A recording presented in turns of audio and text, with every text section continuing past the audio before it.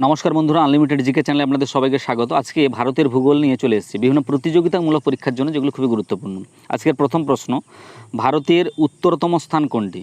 অর্থাৎ একেবারে ভারতের উত্তর দিকে শেষে কোন স্থানটি রয়েছে, যেটাকে আমরা বলছি ইন্দিরা কল।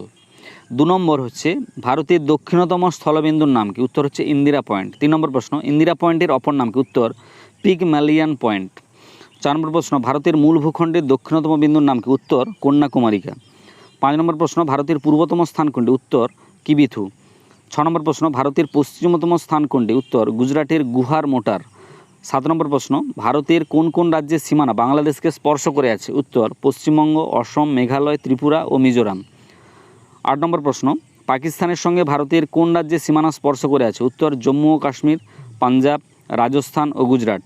9 নম্বর প্রশ্ন, চীনের সঙ্গে ভারতের কোন কোন রাজ্যের সীমানা স্পর্শ করে আছে? উত্তর জম্মু ও কাশ্মীর, হিমাচল প্রদেশ, উত্তরাখণ্ড, সিকিম ও অরুণাচল প্রদেশ।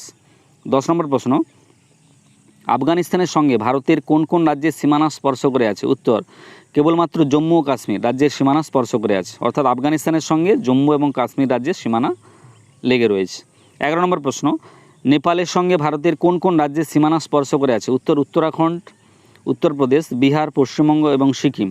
12 নম্বর প্রশ্ন, ভুটানের সঙ্গে ভারতের কোন কোন রাজ্যের সীমানা স্পর্শ করে আছে? উত্তর পশ্চিমবঙ্গ, সিকিম, অসম ও অরুণাচল প্রদেশ। 13 নম্বর প্রশ্ন, কোন প্রতিবেশী দেশের সঙ্গে ভারতের সীমারেখার বিস্তৃতি সর্বাধিক? উত্তর বাংলাদেশ, যার দৈর্ঘ্য হচ্ছে 4096 কিলোমিটার। 14 নম্বর প্রশ্ন, ভারতের কোন রাজ্যে সর্বাধিক রাজ্যের সীমানা স্পর্শ করে রয়েছে?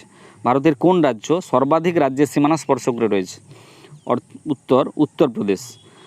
15 নম্বর প্রশ্ন, কোন প্রতিবেশী দেশের সঙ্গে ভারতের সীমারেখার দৈর্ঘ্য সবচেয়ে কম? উত্তর আফগানিস্তান, এর দৈর্ঘ্য হচ্ছে 80 কিমি।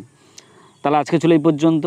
যদি আমার এই ভিডিওগুলি আপনাদের উপকারে আসে, তাহলে অবশ্যই আমার চ্যানেলটিকে সাবস্ক্রাইব করবেন এবং পাশের বেল আইকনটি অবশ্যই বাজিয়ে দেবেন, কেননা যখনই আমি ভিডিও আপলোড করবো আপনাদের কাছে নোটিফিকেশান চলে যাবে।